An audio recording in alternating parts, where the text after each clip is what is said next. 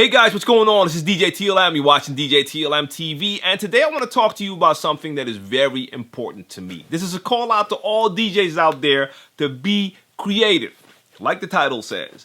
Now, I want to know your opinion about the subject, and I want to start a conversation in the comment section down below. Let me get a couple things out the way before I really get into this. And it might sound like a rant, but I mean this in a positive way. I don't just want to share the knowledge, but I also want to share this message to be creative, because I've been noticing a real lack in creativity when I see a lot of DJs, especially big EDM DJs, play. All right, let me get a couple things out the way. I have no problem with EDM whatsoever. I have no personal issue with any of these big EDM DJs. I don't know them. I learned how to DJ the traditional way and on turntables, but this is not going to be in any way a discussion about vinyl versus digital. None of that. Not at all. I was raised to play music made by other people. I still do. I play other people, artists. I play their music to rock the crowd. Nowadays, a lot of people start out as producers, especially with EDM. They start out, they make music, and once they get noticed, they get a chance to play their music in front of people as a DJ. All cool with me. They rock the crowd. So they get that part of DJing absolutely right, and it's the most important part. They rock the crowd. They attract a lot of people, and these people go wild when they play their music. That's all good. But my problem is that I'm disappointed that these big DJs that have an immense reach, they reach a lot of people because they rock mega stages and play in front of thousands and thousands of people. But they don't showcase a lot of the real craftsmanship, the art of DJing.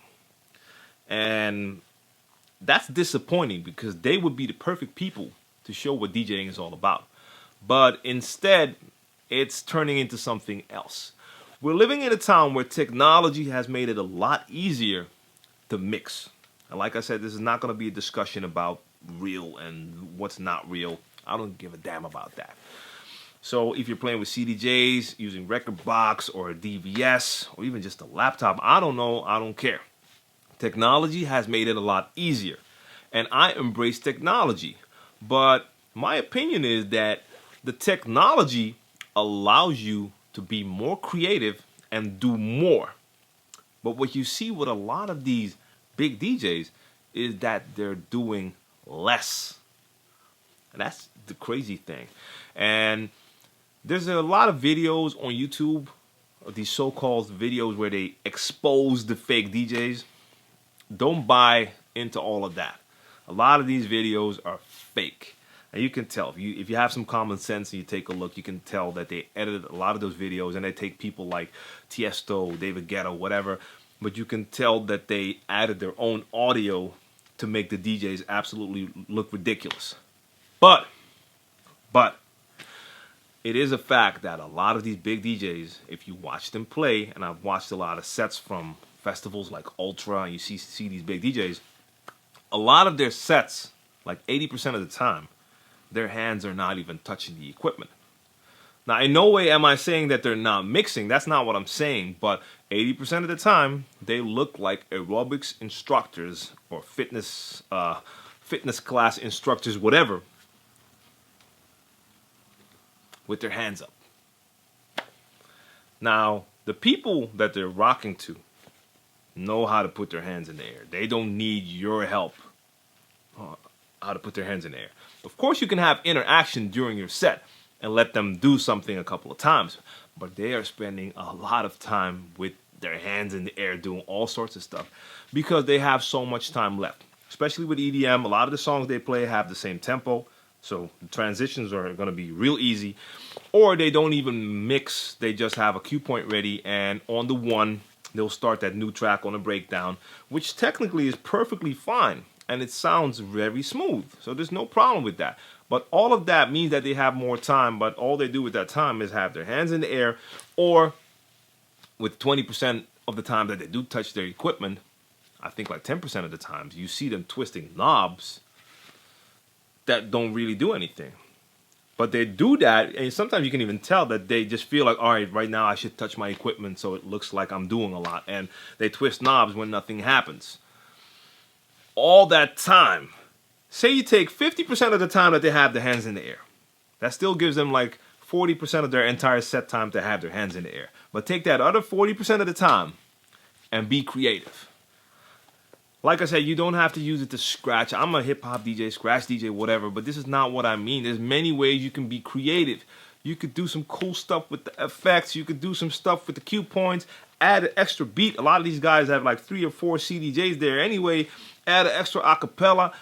Do something that really relates to DJing, because you have all of that equipment, technology, and you have plenty of time. So I think that sums it all up. Like I said, this might sound like a rant, but it's not meant in that way. I mean, everyone must do what they want to do, but I would just love to see, especially the big guys, showcase a little bit more. Because a lot of young kids are watching these DJs, and when they see them play, they're like, hey, wow, I could do that. And yes, you could, because they don't do a lot. Basically, anyone could stand with their hands in the air. Now, of course, the production part, that's a different story. You might not be able to make the great music that they make. But as far as what you see on stage, and when they're on stage, they're labeled as a DJ. So this is now what people associate with DJing. And I've seen it in local talent shows where you see young kids coming up and they're DJing. And they're doing the same thing they see these guys do. And they're just standing there with their hands in the air. They don't even know why they do it. They just do it because that's what they see their main DJ, their idol, do. So it sets an example that might not be right. So I want to know your opinion about this subject. Do you think I'm right? Do you think that, do you feel that more of these DJs, especially the big DJs, should showcase a little bit more of what it means to actually DJ? They're rocking the crowd, they're doing that part right, but they can do more. Or do you feel that the way they do it is just the way it should be? Could be the case. Or, just a crazy idea, maybe they should label guys like that differently and don't call them DJs or something else. I don't know if I'm a real, I don't know if I like that. We have enough names as it is, but to me, it does bother me sometimes if I say I'm a DJ and like, oh, cool, hey, nah, that's not what I do. We are in a different category when it comes to what we do, and this is not an ego thing. This is not about me or DJs like me wanting to show our skills. But you did practice, learn how to do it, and it's a lot of fun. For me, it's all about the fun. I'm not doing my scratches because I want people to see how well I can scratch. I love doing it.